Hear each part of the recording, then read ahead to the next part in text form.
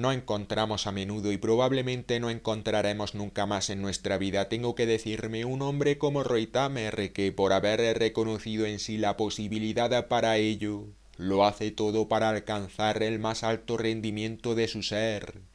y que una vez ha penetrado en una disciplina científica, tiene que llevar esa disciplina dentro de sí mismo todos los días y en todos los momentos hasta la más alta concentración posible,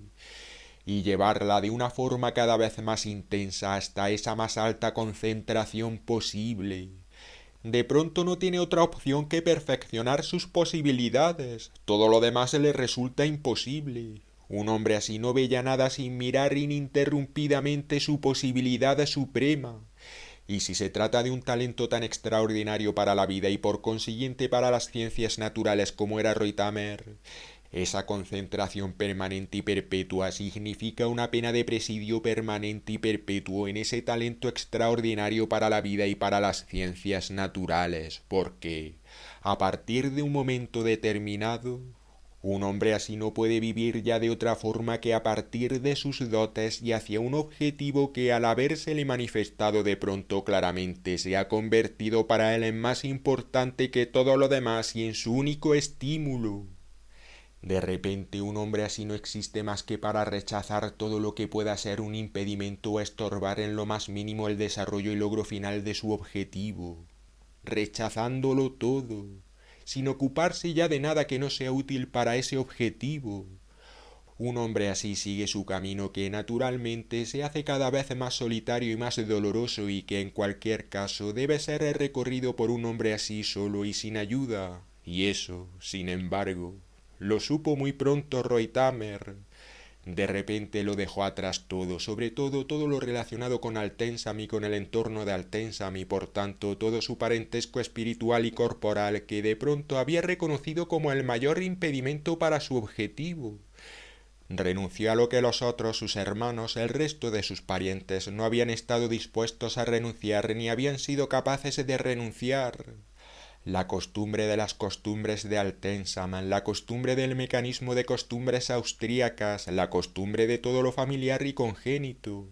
Renunció a todo lo que los otros no habían renunciado, de forma que sólo tuvo que pensar en renunciar, en dejar atrás aquello a lo que los otros no renunciaban y que no dejaban atrás. Solo necesitaba observar lo que los otros hacían o no hacían para hacerlo él o no hacerlo. Las omisiones de los otros eran sus acciones y sus acciones las omisiones de los otros. Y ya en su más temprana infancia había podido adquirir una gran experiencia en ese mecanismo, observando constantemente todo lo demás, verificando y acogiendo y rechazando constantemente todo lo que no fuera su persona, todo lo exterior a su carácter, a su mente. Porque si siempre había sido ya distinto de todo lo demás y de todos los demás, mediante la continua observación de todo lo demás y de todos los demás se llegó en grado aún más alto a la lucidez necesaria para darse cuenta de que tenía que tomar una dirección distinta a la de los demás, seguir un camino distinto del de los demás, llevar una vida distinta de la de los demás, una existencia distinta de la de los demás y de la de los demás, con lo que tuvo también posibilidades totalmente distintas de las de los demás y de las de los demás, a las que se sometió con el tiempo cada vez más y con un ritmo propio solo en el congénito y aprendido, y Reutemer comprendió ya muy pronto, mientras que los demás solo comprendieron tarde o no comprendieron nunca. Y la característica más destacada de su relación con los demás fue siempre una total falta de comprensión y una resultante incomprensión permanente. Todos se comprendían siempre entre sí, pero a él nunca lo comprendieron ni lo comprenden tampoco hoy, después de su muerte. En el fondo no percibieron siquiera realmente su evolución, porque lo que percibieron como el camino de su evolución era algo distinto del verdadero camino de su evolución. Él siempre fue por otro camino, lo mismo que siguió siempre otras ideas distintas de las que ellos suponían.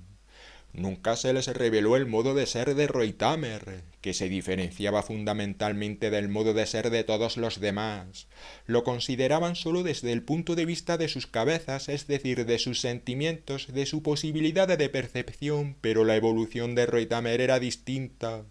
Veían a su hermano o a su hijo precisamente como podían verlo, pero no como era, porque lo veían como querían verlo y no como era realmente para ellos. Y ni siquiera su hermana, la que quiso como ningún otro ser humano, tuvo ante sí la verdad y la realidad de aquel hombre extraordinario cuando tuvo relación o contacto con él. Miraban dentro de él desde un estado crepuscular, cuando hubieran debido mirar a Reutemer sin prejuicios y con la mirada de la verdad y la realidad. Y así continuamente y durante toda la vida de Reutemer tuvieron siempre ante sí a otro distinto de él, lo veían como querían tenerlo, como podían dominarlo, como les resultaba a veces inquietante y a veces no inquietante, en el fondo de ninguna manera como a uno de los suyos, porque a uno de ellos, como decían, lo hubieran visto claramente. Nada les hubiera gustado más que apartarlo de su mundo, pero como se había convertido en heredero universal de sus padres y tenía que compensar económicamente a los otros, y como su padre lo había elegido a él y no a su hermano mayor para Altensam, por un perverso deseo de humillación, como ahora sé, porque su padre quiso de forma totalmente deliberada mezclar a su segundo hijo en una catástrofe titulada Altensam. Esa había sido la idea de su padre, hacer precisamente de aquel que no era en absoluto apropiado para Altensam lo que él, su padre, sabía. Al hijo que no solo no era apropiado para Altensam, sino que sencillamente odiaba Altensam con todo el empeño de su cabeza, precisamente a él, heredero de Altensam. Y sobre el hecho de que Reutemer se hubiera hecho cargo de Altensam y hubiera tenido que compensar económicamente a sus hermanos, se podría escribir un ensayo aparte, pero no soy competente para ello. Por disposición de su padre, Reutemer debía hacerse cargo de Altensam y compensar económicamente a los otros, que estaban unidos a Altensam con cuerpo y alma. Ni siquiera les concedió su padre el derecho de vivir en Altensam, solo la compensación económica y nada más. Probablemente, pienso, el padre de Reutemer no había tenido otra intención que aniquilar a Reutemer por el hecho de legarle Altensam a él y no a los otros, que lo amaban, a él que lo odiaba, y al mismo tiempo aniquilar a Altensam, porque concuerda muy bien con el personaje y las circunstancias de la vida del padre de Reutemer el haber tenido esa idea y haber tomado esa decisión aniquiladora. Al transmitir Altensam después de mi muerte a mi segundo hijo, quizá pensara el viejo,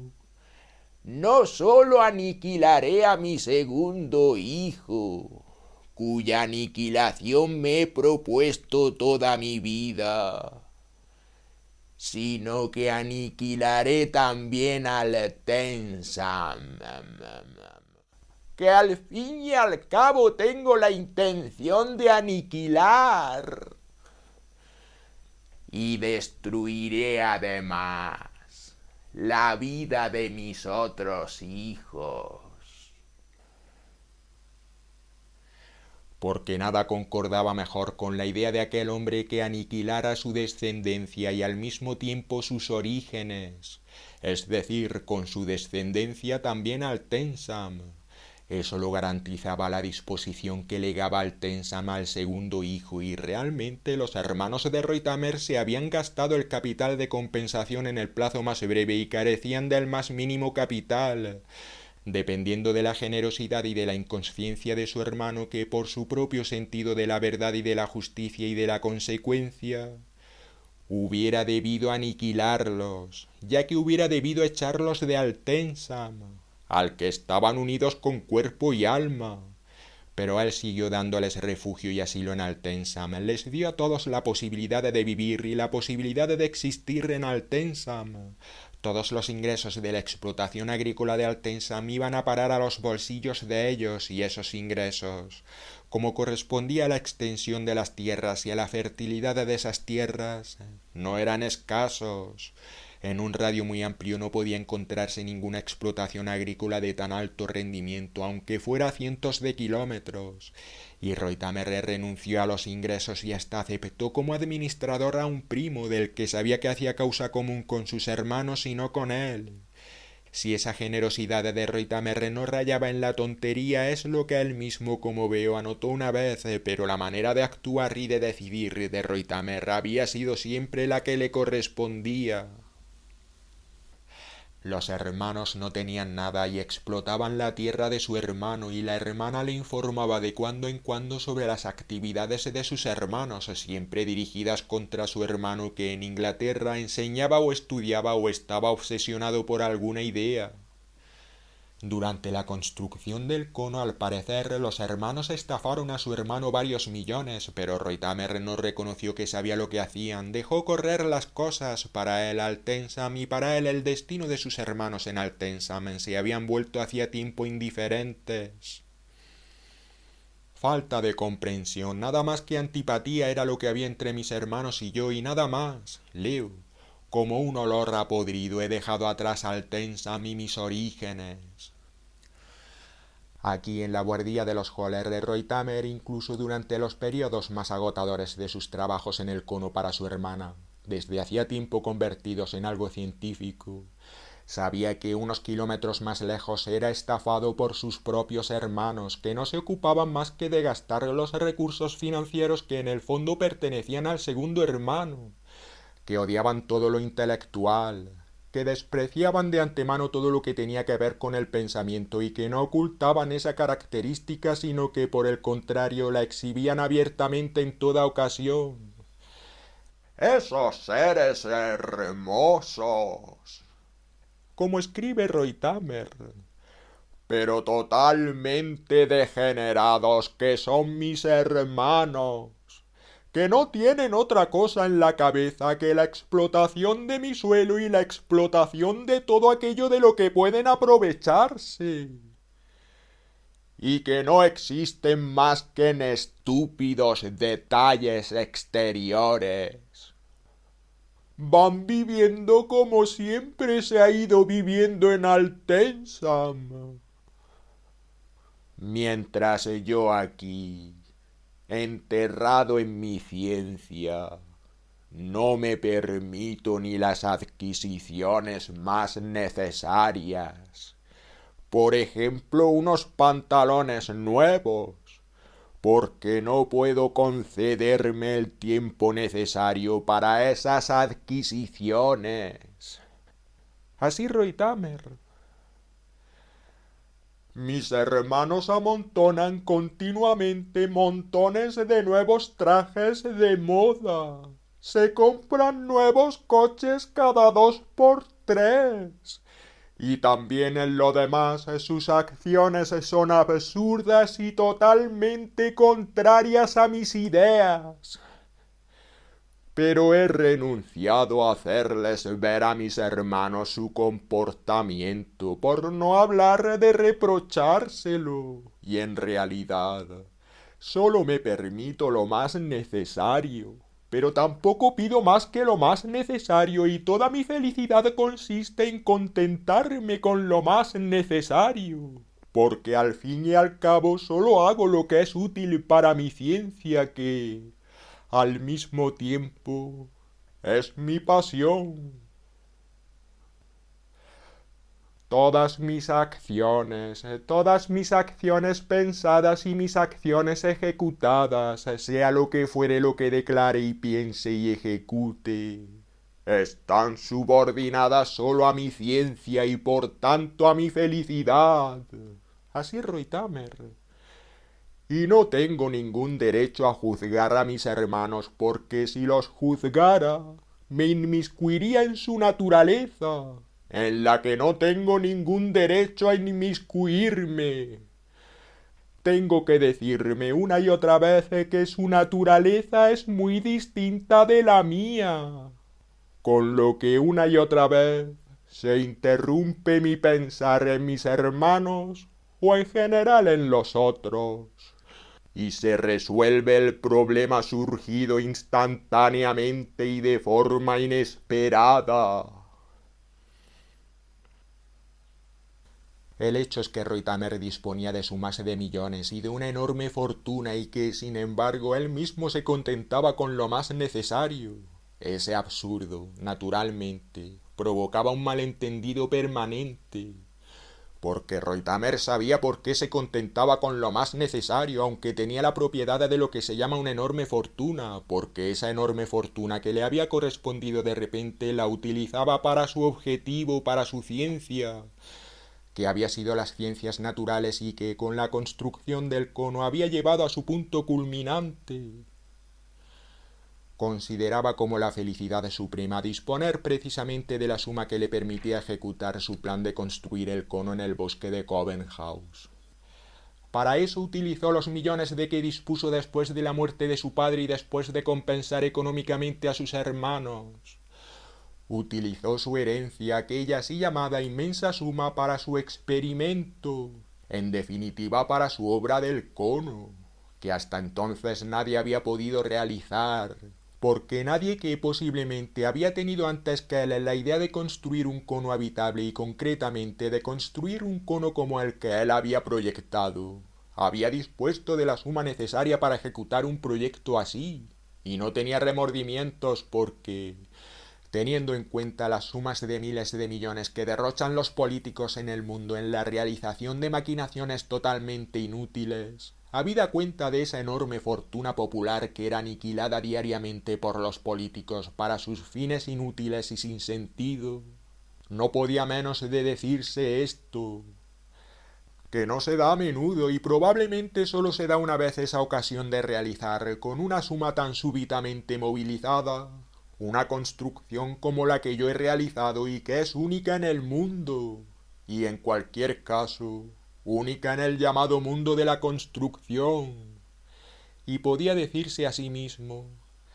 he construido el cono, he sido el primero en construir el cono, nadie antes que yo. Yo lo he emprendido todo y he subordinado solo a esa idea toda mi existencia y todas mis posibilidades. Proyectar, impulsar y terminar el cono.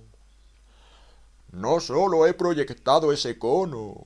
podía decirse él, y ese pensamiento le permitió una y otra vez superar los muchos reveses en sus esfuerzos, las imposibilidades surgidas de pronto todos los años para hacer progresar su trabajo, su ciencia aplicada al cono. No solo he proyectado el cono, y sé que nadie en el mundo ha proyectado siquiera hasta ahora un cono así. Un cono así no ha existido ni siquiera como proyecto. Un cono tan enorme, un cono de tamaño tan monstruoso y un cono así habitable en unas condiciones naturales tan únicas como son las condiciones naturales que se dan en el centro del bosque de Cobenhaus. No solo he proyectado un cono así, he construido también realmente ese cono, y todos pueden ver que he construido el cono. Así Reutemer. Por otra parte, no estaba nada interesado en que otros examinasen su cono, su obra maestra de la construcción, sobre todo los llamados expertos. Los expertos de la construcción no le interesaban, el llamado mundo de la arquitectura que naturalmente se le había presentado poco después de terminar el cono y ya antes. Por su parte tenía al fin y al cabo la prueba de que podía proyectarse y construirse un cono así, y de hecho incluso en el centro del bosque de Cobenhaus no tenía que probar nada a nadie más que a sí mismo, y a sí mismo se había dado la prueba con la terminación del cono. Y durante 6 años no había tenido otra cosa en la cabeza que darse a sí mismo la prueba de que podía construirse un cono así, de que podía construirse precisamente en el bosque de Cobenhaus, y de que ese cono cumplía todas las reglas que él mismo, Reutemer, se había trazado en relación con el cono y que todo en el cono las cumplía. El cono se atenía a todas las reglas y era totalmente funcional, lo que es el mayor elogio para una construcción. Hasta la cena que iba a hacer yo con los Höller me había ocupado de ordenar mis cosas, las había sacado del equipaje y las había puesto en la mesa y en los 2 sillones y en la cama, y había colgado mi chaqueta y mi abrigo en el armario, y el proceso de deshacer el equipaje y ordenar mis pocas cosas, solo había traído lo que me había parecido indispensablemente necesario para una estancia de 5 o 6 días en casa de los Höller. Me había llevado más de 2 horas, porque mientras deshacía el equipaje y ponía orden tenía que pensar siempre en Reutemer. en cómo había vivido él y en qué gran dificultad había vivido él continuamente y durante períodos tan largos, con la mayor disciplina y siempre pensando en su ciencia, y en qué condiciones, y luego también en qué repentinos azares, y cómo había vivido en Inglaterra, y cómo en Altensam, y cómo había terminado en definitiva. Esos pensamientos eran constantemente provocados por los objetos de Ruytamer que había en la buhardilla de los Höller, la cual tenía también para mí, ya desde los primeros instantes de mi presencia en ella, una fascinación incomprensible y realmente indescriptible, como la que Ruytamer había descrito siempre. Y Ruytamer había descrito muy a menudo la buhardilla de los Höller como célula germinal de su ciencia, como origen del último tercio de su vida. Sí, una vez me dijo que sin la buhardilla de los Höller y la posibilidad de habitar, utilizar e incluso explotar en todo momento la buhardilla de los Höller, no hubiera seguido viviendo a partir de un momento determinado, a partir del momento en que se dedicó exclusivamente a su ciencia. Ese momento había llegado instantáneamente. Un día Ruytamer volvió a Inglaterra desde Altensam y me habló de la fascinación de la buhardilla de los Höller. Nos habíamos reunido en la vivienda de Ruytamer en Cambridge, probablemente para tratar de algún tema científico, filosófico o filosófico-científico que le preocupaba, para hablar de algún problema que probablemente se le había presentado precisamente como ocurría con tanta frecuencia al enfrentarse con sus alumnos o profesores, y era característico en Ruytamer no ocuparse de un tema así que se le presentara de repente por la razón que fuera y luego, como es habitual, abandonarlo en un punto determinado. Un tema del que él se ocupara tenía que ser pensado hasta el fin y todo el tema debía ser examinado antes de que Ruytamer pudiera darse por satisfecho de haberse ocupado de ese tema. Ocuparse de un tema significa pensar ese tema hasta el fin. No debe quedar nada en ese tema que no se haya aclarado o por lo menos que no se haya aclarado en el más alto grado posible. En aquella ocasión, sin embargo, ahora lo recuerdo, de pronto no me había hablado del tema sino de la buhardilla de los Höller. Por primera vez con tal insistencia que me desconcertó ver cómo Ruytamer, que nunca hablaba de viviendas más que lo más necesario, hablaba de la buhardilla de los Höller más de una hora, intentando explicarme la buhardilla de los Höller en todos sus detalles, hacerla surgir ante mí poco a poco, no de repente y por tanto como algo borroso, no de forma clara y aprensible en su totalidad, sino poco a poco y con la precaución del científico, deduciendo un objeto de otro, una rareza de otra, hasta que toda la buhardilla de los Höller, con todos sus objetos y rarezas, estuvo claramente ante mis ojos, fascinados a su vez por el proceso de descripción y explicación, como una realidad que yo podía comprender exactamente tal como él la comprendía, claramente, y cuya significación e importancia para su ciencia y para su existencia futura había que entender de repente como una significación y una importancia absolutas. Contemplando las paredes interiores de la buhardilla de los Höller, comparaba yo mi observación de ahora con la descripción de Ruytamer de hace muchos años, para ver si lo que yo contemplaba y observaba coincidía con lo que Ruytamer me había descrito, si las imágenes que yo había ligado a la descripción de Ruytamer concordaban con la realidad que yo tenía ahora oportunidad de controlar y comprobar, con las descripciones de Ruytamer.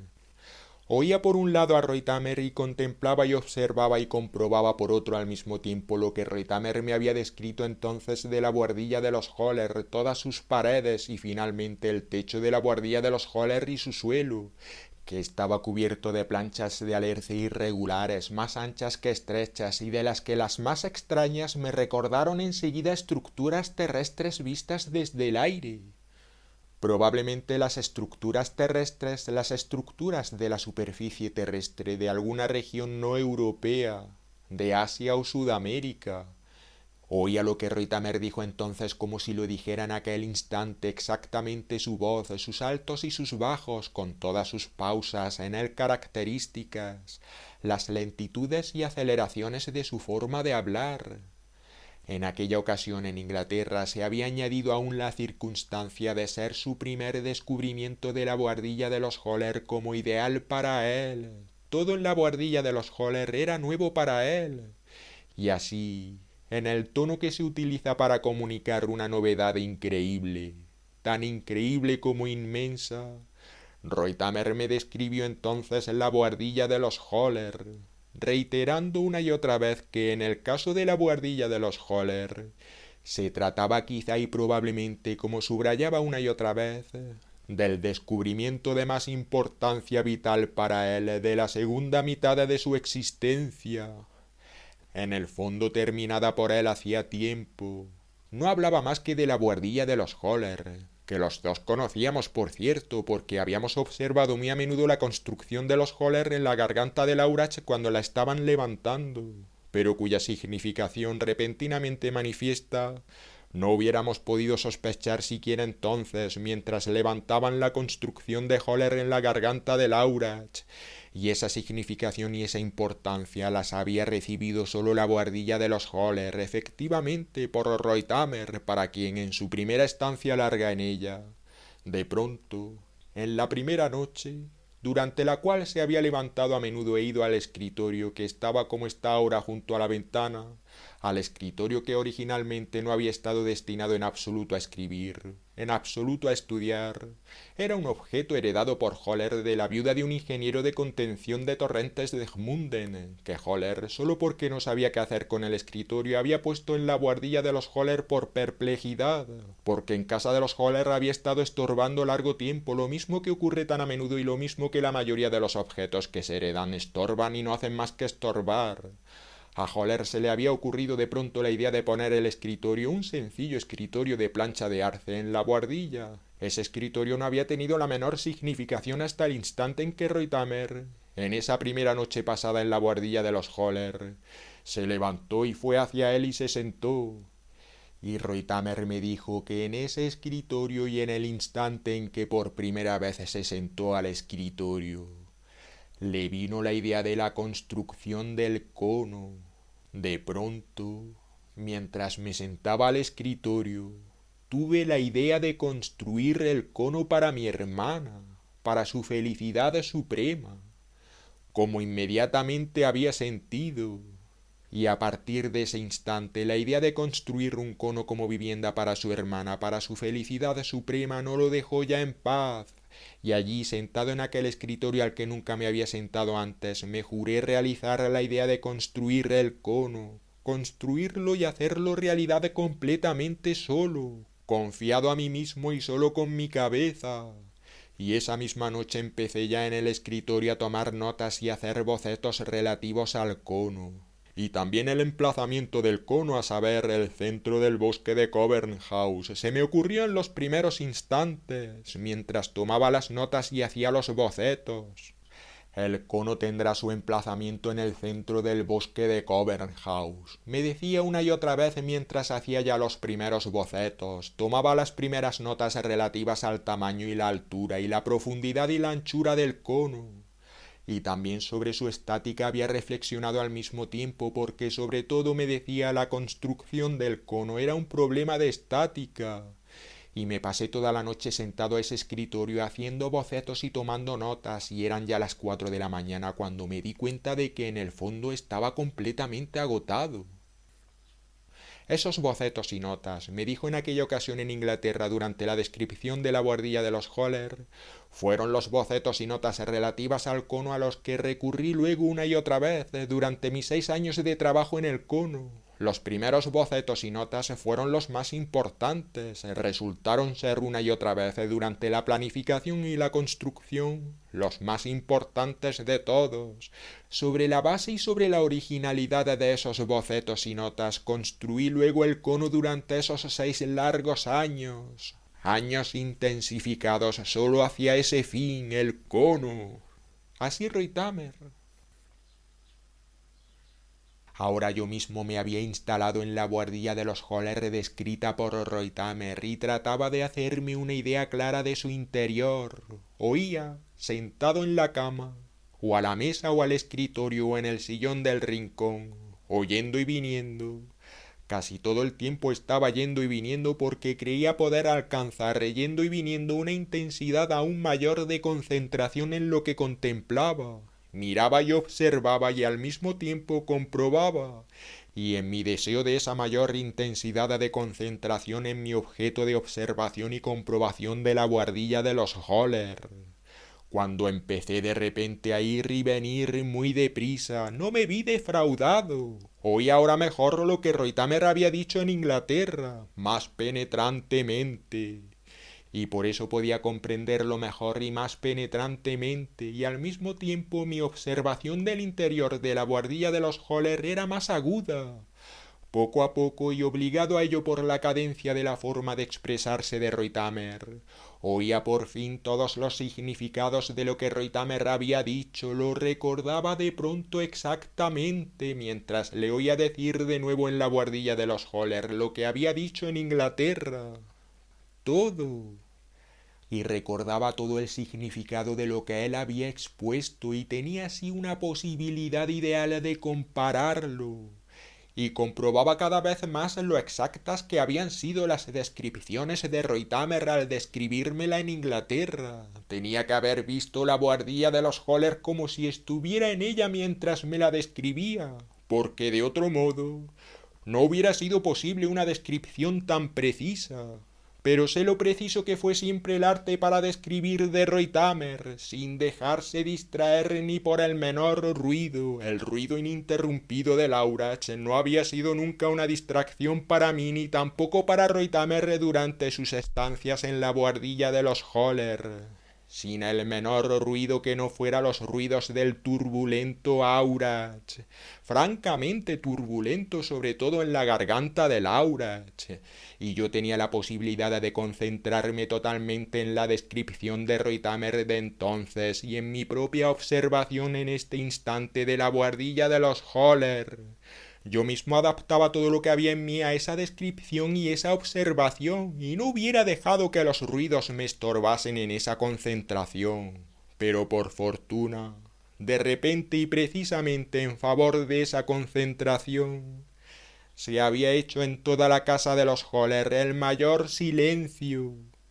Lo que era extraño porque al fin y al cabo, ya antes de la aparición de ese estado de concentración consistente en oír a Reutemer y su descripción, y contemplar y mirar y observar y comprobar por mi parte la buhardilla en relación con esa descripción, los niños de los Holler habían vuelto de la escuela y varias personas identificadas por mí desde la buhardilla como personal forestal habían entrado en casa de los Holler por asuntos de taxidermia. Pero en ese instante, y de hecho durante toda mi concentración en ese objeto, reinaba un completo silencio. Así tuve la posibilidad de recorrer uno tras otro los objetos de la buhardilla de los Holler, como se recorre un trabajo científico que de pronto, por la razón que sea, y siempre hay alguna razón, debe ser comprobado. Como él se había ocupado solo de sí mismo, había estado siempre concentrado solo en su ciencia, y como esa ocupación y esa concentración daban a los no iniciados la impresión de que para él no existía nada que no fuera él mismo y su ciencia y su concentración en esa ciencia,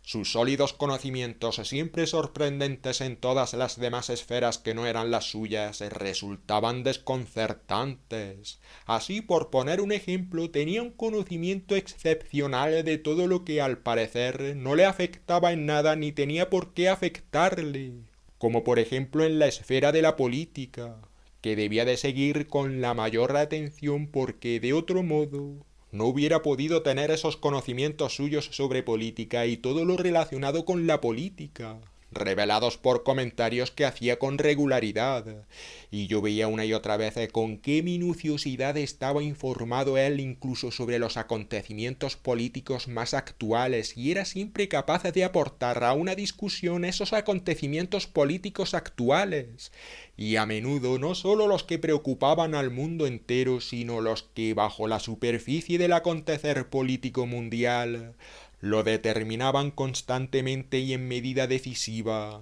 de ponerlos en relación con lo que le ocupara en aquel momento, aunque aparentemente fuera lo más alejado de esos acontecimientos políticos. Siempre hacía manifestaciones que probaban que no se le escapaba nada de lo que hace moverse o por el contrario estancarse al mundo político. Era, como debe ser el requisito indispensable para un hombre inteligente, lector atento y crítico a diarios de todos los periódicos y revistas a su alcance y se informaba por todos los medios sobre política, la cual, como decía, tenía para él la mayor de las fascinaciones. Como dijo también una vez, el arte de la política era la primera de todas las artes. Y en esa observación evidentemente no incluía la política entre las ciencias, sino entre las artes. Si no hubiera sido a él lo que era, así decía, se hubiera dedicado siempre y de hecho con la mayor energía posible al arte de la política. Pero consideraba las ciencias naturales y el ocuparse de sus fundamentos como la tarea más primordial de su vida, y por eso no se había dedicado a la política, y siempre lo subrayaba expresamente al arte de la política. Como hoy veo, siempre estaba excitado sobre todo por los acontecimientos políticos y de hecho, como él decía, siempre monstruosos, incluso en los llamados tiempos tranquilos, periodos tranquilos del acontecer político. Por esos acontecimientos políticos en realidad siempre decisivos para el mundo y transformadores del mundo. Y por ello, aniquiladores del mundo. Y en una excitación constante por lo político en general, quizá en medida aún mayor que la que le hubiera correspondido, se ocupaba de su propia ciencia, las ciencias naturales. Como era un hombre al que todo interesaba, la política tenía que interesarle más que nada, aunque su propia existencia intelectual se concentrase totalmente en las ciencias naturales y en la naturaleza. Las ciencias naturales son mi propia ciencia, dijo una vez, siempre dispuesto a la mayor excitación e ilustración al mismo tiempo. Mediante la observación de todos los acontecimientos políticos del mundo, los cuales son necesarios para mi aislamiento, que soy yo, para poder progresar en mi ciencia. Así es iluminador que cuando hablaba de su tema y mientras hablaba de él se sintiese tentado a aclarar su tema con lenguaje claro, con frases breves, con su arte de la formulación, constantemente preocupado de aclarar y al mismo tiempo comprobar su objeto, mientras conquistaba de nuevo y reconquistaba siempre en todos los instantes en que se ocupaba de ese objeto, su objeto original, las ciencias naturales. Lo mismo que todo pensamiento en todo instante tiene que reconquistar y conquistar para sí siempre de nuevo todo lo anteriormente pensado.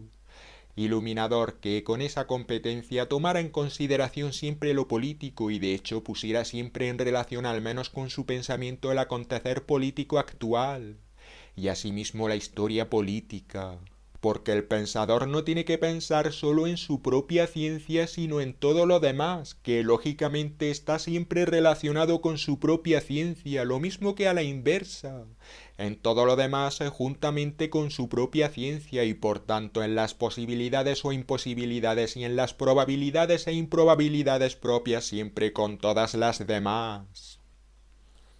Por eso tampoco es sorprendente que yo encontrase en la buhardilla de los Höller muchas notas de contenido político. Me había llamado la atención enseguida que en el caso de una multitud de las hojas fijadas o pegadas en las paredes se trataba de esas hojas políticas. También en Inglaterra le gustaba cubrir las paredes de su habitación sobre todo con hojas de contenido político. En esa relación por una parte científica y por otra totalmente política. En un caso poco llamativa y en el otro llamativa. Entre su pensamiento y su trabajo intelectual se encontraba en su elemento y siempre lo había estado, de forma que, si hablaba de su ciencia, hablaba al mismo tiempo de política y de todo lo demás, y si hablaba de política, de su ciencia y de todo lo demás, porque el científico, quien consideramos científico y tenemos por tal, o el así llamado científico, el que se ha entregado a una ciencia porque ha tenido que entregarse a esa ciencia, no tiene que pensar solo en su ciencia, si es uno de esos científicos que hay que tomar en serio, sino continuamente también en todo lo demás, y a partir de todo lo demás, siempre de nuevo en su ciencia, y a la inversa. Y su existencia no es otra cosa que ese estado ininterrumpido de comprobación en el que él, el científico, tiene que comprobar ininterrumpidamente lo que piensa en ese instante, que tiene que ser siempre todo. porque sin pensar en ese instante siempre en todo, no hay pensamiento. Así decía. Todo lo que se piensa y por lo que a partir de ese pensamiento se actúa, decía, es político. Tenemos que tratar con un mundo totalmente político y con una sociedad totalmente política, que mueve ese mundo continuamente. En verdad el ser humano, decía, era un ser totalmente político, ya podía hacer y pensar lo que quisiera y negar ese hecho cuantas veces quisiera. Pero también había descubierto yo enseguida en la buhardilla de los Höller indicios de su afición a las artes y entre ellas sobre todo a la música, que siendo después del arte de la política la que más lo conmovía, así decía él, había convertido con el paso del tiempo en su preferida numerosos cuadernos de música, partituras para piano, etc., pero también muchos ejemplos musicales de su propia mano, inspirándose en los cuales él, que tenía un oído musical absoluto, esperaba avanzar en sus ciencias naturales, porque la música, decía una y otra vez, era el arte más próximo a las ciencias naturales y al ser humano.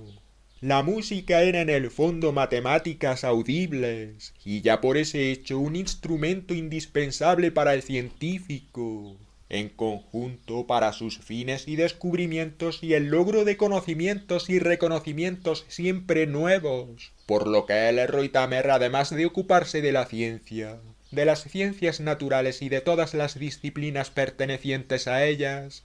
se ocupaba sobre todo de la música como medio artístico más útil para él, y me consta que a menudo iba de Cambridge a Londres para pasar varios días, a fin de escuchar una pieza determinada de Purcell o de Händel, que en Inglaterra escriben y pronuncian Händel, porque consideraba esa audición como absolutamente necesaria para avanzar en su esfera. Lo que pienso e impulso hacia adelante no podría pensarlo ni impulsarlo nunca hacia adelante sin la música. Así decía. Por eso tengo que hacerme posible siempre partiendo de la música el paso siguiente en mi progreso científico. Al escuchar a Purcell o al escuchar a Händel. Así decía. Tengo la posibilidad de avanzar más rápidamente que si no escuchara a Purcell o a Händel. Y le gustaban Händel y Purcell más que cualquier otro compositor, apreciaba a los dos más que a Bach, y luego eran Mozart y lo que probablemente se explicaba por su origen, Bruckner, por los que sentía especial predilección. Y una vez, cuando con un musicólogo de Oxford estábamos reunidos los tres, tuve de pronto la confirmación de que los conocimientos musicales de Reutemer, que se deben calificar sin vacilación de musicológicos, eran de lo más extraordinario. Todavía recuerdo muy bien las exclamaciones de asombro siempre renovadas del musicólogo de Oxford,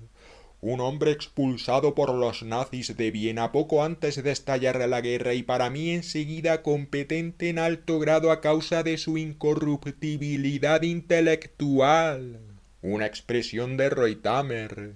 que fue el musicólogo más considerado de toda Inglaterra en su época. Cuando Reutemer hacía alguna observación relativa a la ciencia y el arte de la música, y es probable que Reutemer fuera también a Inglaterra a fin de investigar el arte de la composición de Purcell y de Händel, porque ya antes de ir a Inglaterra le gustaban Purcell y Händel y se había ocupado de ambos, escribiendo incluso un pequeño ensayo, lo que se llama un estudio comparativo titulado Händel y Purcell, que sin embargo se ha perdido, una de las muchas joyas de Reutemer que escribió a sus 20 y tantos años y que porque no se ocupaba de ellas, probablemente por desconocer realmente sus cualidades y porque en general era un carácter que en cualquier caso menospreciaba sus propias obras de arte, las hechas por él mismo después de concluirlas, por logradas que fueran, y no se ocupaba más de ellas. Recuerdo también un artículo sobre Anton von Weber que construía toda una teoría propia de la música,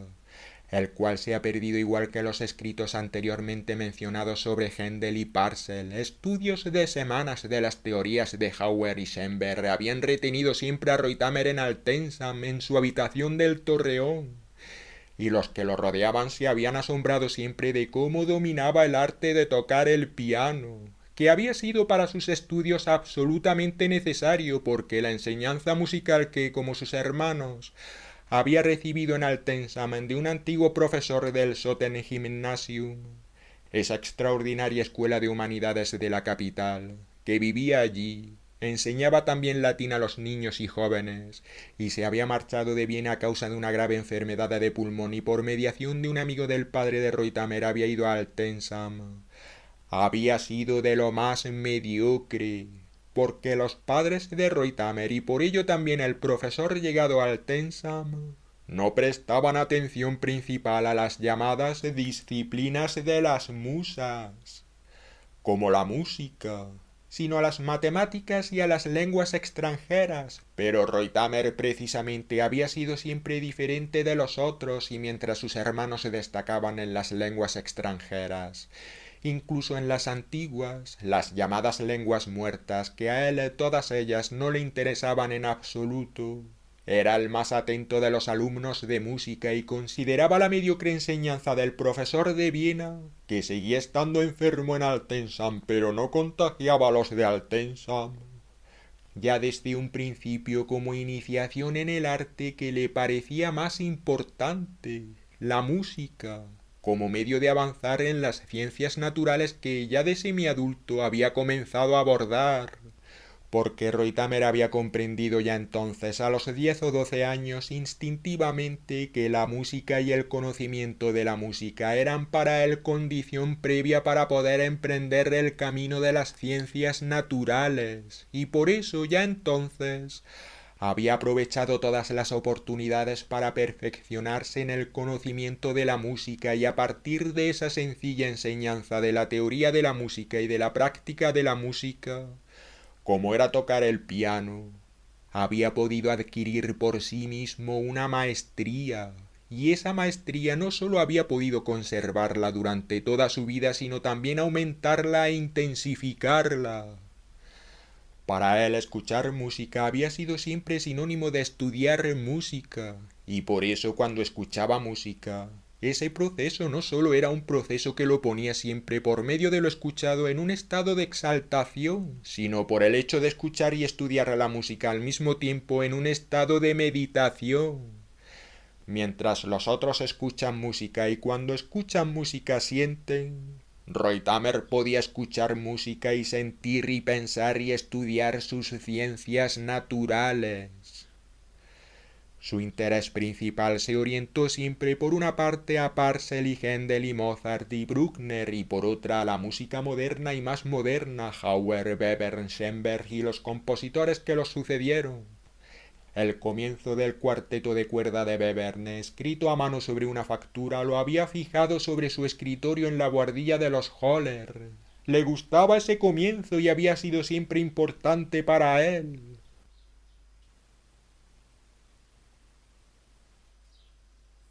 Los libros más importantes para él pueden enumerarse rápidamente, y yo los conocía por las observaciones siempre repetidas de Reutemer, en las que había establecido una relación entre esos libros.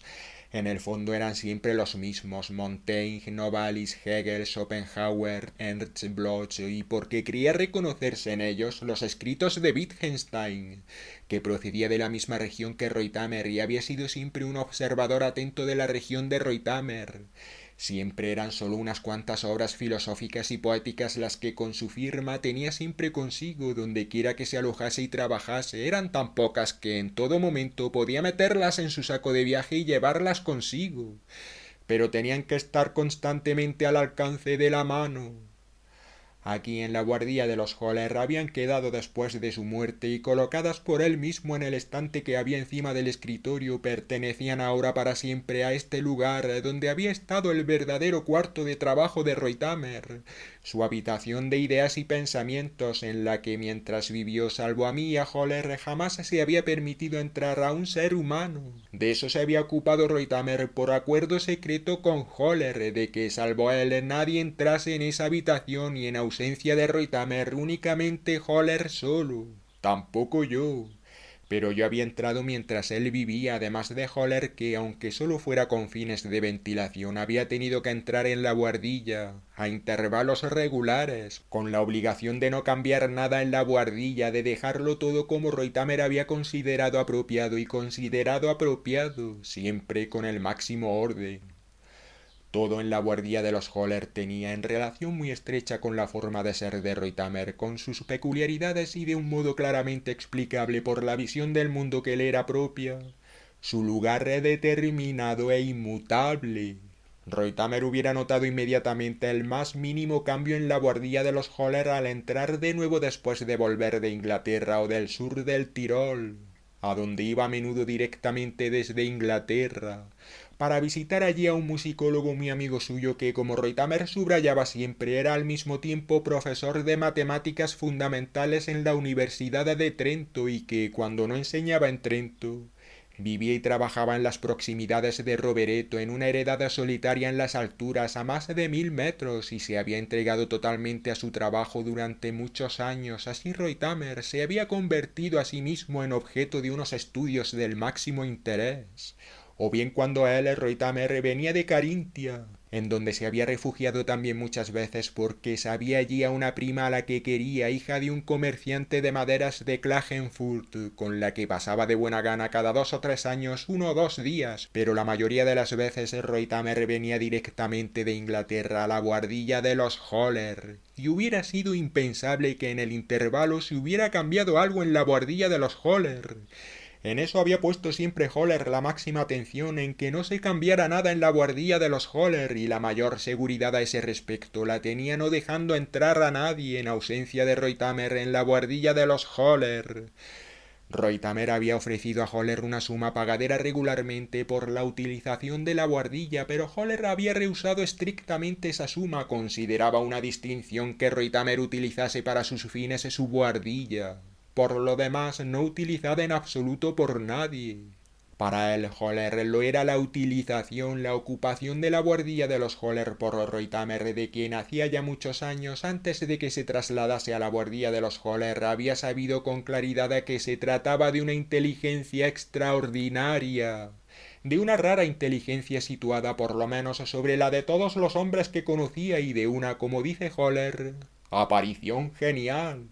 Y eso le bastaba a él, que ese hombre extraordinario y raro, así Holler, y genial, del que había que suponer que pronto sería conocido también en un círculo más amplio como tal hombre extraordinario y raro y genial, utilizase para su ciencia la buhardilla por lo demás vacía y en su vaciedad pronto en ruinas. Además, para él, Holler, era lo más natural del mundo poner a disposición de su amigo de la infancia y de la escuela y de la juventud, esa buhardilla para su ciencia y su arte, que él, Holler, desde luego no comprendía, pero que admiraba en todas sus características de excepción, que para él, Holler, se hacían visibles ininterrumpidamente en la persona de Reutemer. Reutemer rechazaba siempre la admiración de su amigo Holler, incluso ofendía siempre al amigo que lo admiraba, si el uno mostraba su admiración al otro de una forma más explícita de lo que a Reutemer, sensible para esas cosas, le resultaba soportable. Y una y otra vez había hecho también todo lo posible para explicar a Holler que él, Reutemer, no merecía ninguna clase de admiración, aunque como todo trabajador tenía absoluto derecho al respeto, que el respeto, o mejor aún, el respetarse era precisamente el medio más útil entre amigos, el más apropiado y más adecuado para ellos, y sobre todo para su amistad, y que la gente admiraba siempre cuando sin embargo no hubiera debido hacer más que respetar, y que era un defecto ese admirar, que no debía ser otra cosa que respetar, de lo que sin embargo la mayoría de la gente no era capaz, porque respetar era sin duda la forma más difícil entre los individuos. La mayoría no era en absoluto capaz de respetar, cuando precisamente respetar era lo más importante, Preferían admirar antes que respetar y sólo irritaban con su admiración y aniquilaban en el otro, con su admiración, lo que en el otro había de valioso, en lugar de conservarlo mediante el debido respeto. Pero Höhler se había entregado abiertamente a la admiración de Reutemer y con el tiempo Reutemer se había cansado de defenderse de esa admiración ofendiendo a Höhler. Pero quizá, sin embargo, la admiración de Höhler por Reutemer no había sido otra cosa que respeto. Se estimaban mutuamente, incluso como me consta, se tenían mutuamente cada uno a su modo y de acuerdo con sus posibilidades una gran estimación. Al abrir la cómoda, que supongo porque no va bien en absoluto con el mobiliario de los Höhler, una de esas rarezas josefinas de 3 cajones de nogal con una ornamentación sencilla en los cajones, había sido traída a la buhardilla de los Höhler por deseo de Reutemer e incluso quizá de su propiedad de Altensam. Probablemente se trata de un mueble favorito de Reutemer. Pensé, también el olor. Cuando abrí el cajón superior para poner en él mis cosas de aseo de aquella cómoda trabajada de una forma extraordinariamente cuidadosa, no chapada sino hecha con planchas de nogal enteras y uniformemente veteadas, me recordó enseguida Altensam, porque en Altensam, donde había estado a menudo y de hecho ya en mi más temprana infancia, primero con mi abuelo, que había sido amigo del viejo Reutemer, y luego solo, casi a diario, y tengo que decirlo, una y otra vez, y cuando estaba en casa continuamente. Me había sentido atraído por él, para mí, siempre misterioso y gigantesco, inagotable Altensam, por sus muros infinitamente numerosos e infinitamente viejos, por sus cientos de estancias con sus miles y miles de muebles y cuadros, que en cualquier caso tenían que atraer incluso que cautivar a un joven, y más a un niño que procedía de un medio que habría que calificar más de opuesto que de estrecho, por no hablar de las gentes de Altensam, que fueron para mí las más misteriosas de mi infancia.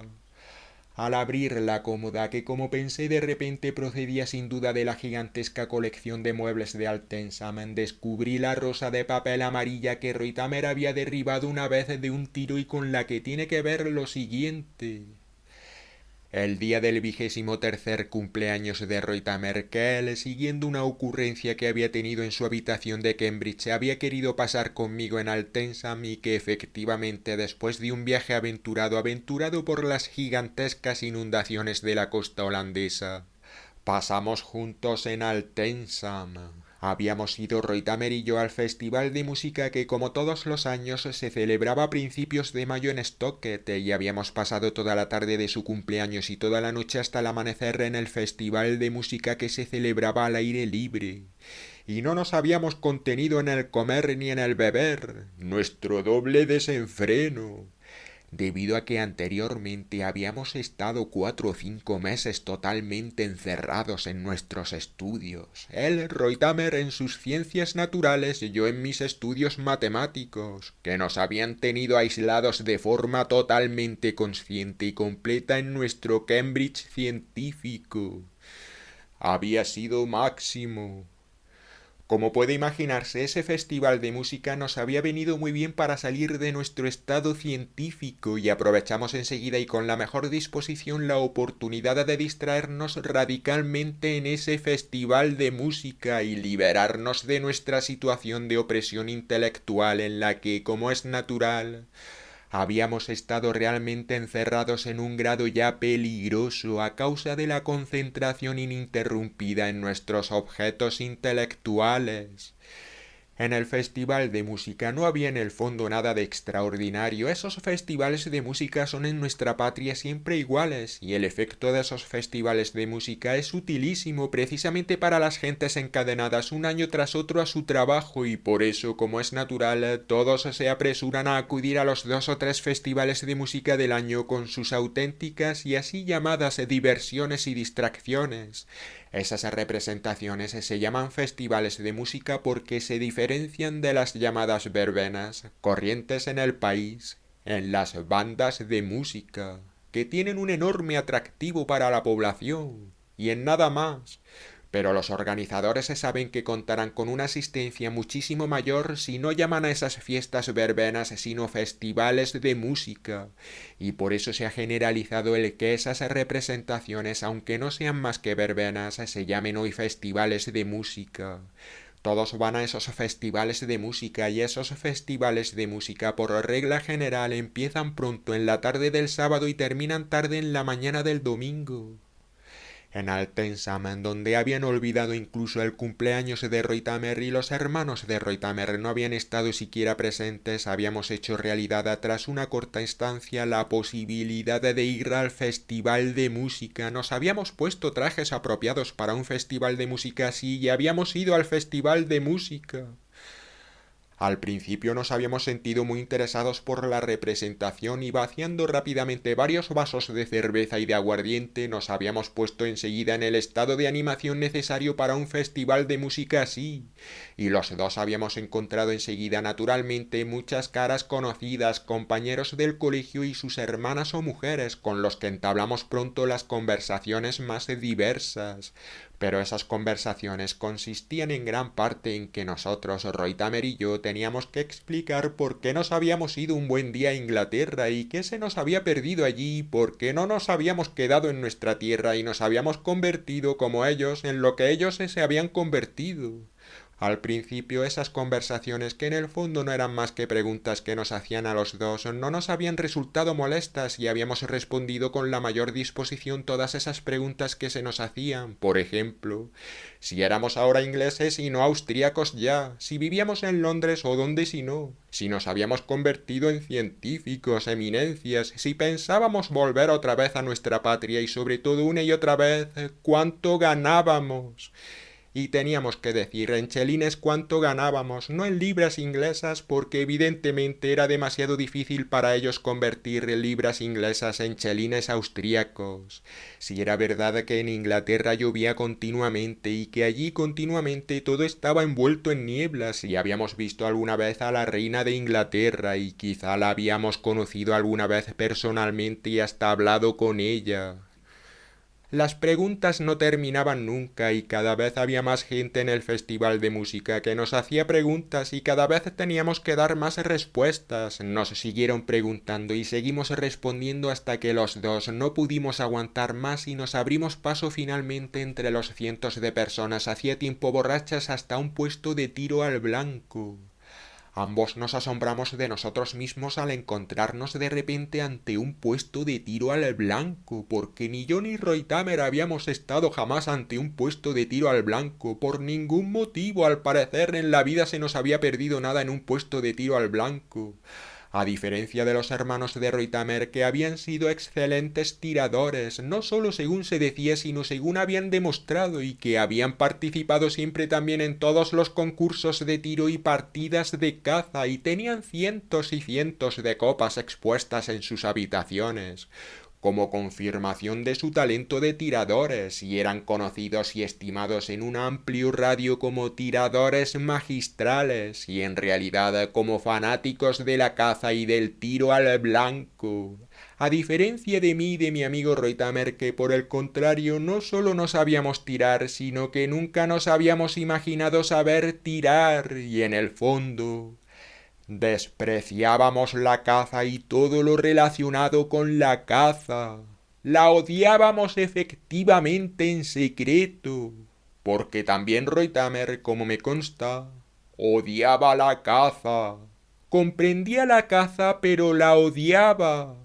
A menudo había hablado de esa pasión de sus hermanos y una y otra vez había dicho que aborrecía esa pasión y que, sin embargo, la caza era una pasión de los Reutemer. Ya su padre había sido gran cazador y tirador. Durante muchos años, durante decenios, había sido montero mayor de la provincia y comisionado público de licencias de caza.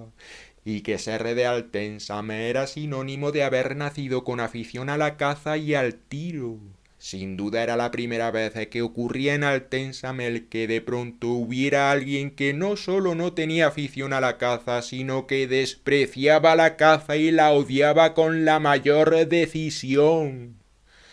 En ese aspecto es natural que los hermanos de Reutammer, solo por esa razón, para ellos totalmente incomprensible, acogiesen con reserva, si es que no lo odiaban, a ese hermano degenerado. Pero como era natural, desde hacía tiempo no se atrevían ya a mostrar hacia él en ese sentido ni desprecio ni odio, porque dependían de aquel hermano de repente propietario de Altensam, y realmente creían estar a su merced y que un día podría echarlos de Altensam a ellos y a toda su degeneración, lo que sin embargo hubiera sido totalmente opuesto a la naturaleza de Reutammer, pero para volver a la caza era algo único que un Reutammer contra todas las normas de la historia de Altensam no fuera en absoluto cazador y en absoluto tirador, y precisamente ese hombre... Pensé cuando súbitamente, por haber huido de los centenares y millares de preguntas demenciales que de pronto nos atacaron los nervios y realmente la cabeza, estábamos junto al puesto del tiro al blanco, estuviese ahora ante un puesto de tiro al blanco. ¿Para tirar? Me pregunté. Y en aquel instante Reutammer compró 2 docenas de cartuchos y comenzó a disparar, disparando a las rosas de papel que en forma totalmente desordenada estaban frente a él en sus soportes de porcelana y derribándolas una tras otra con sus disparos, de forma que los que estaban alrededor en ese instante se quedaron totalmente estupefactos.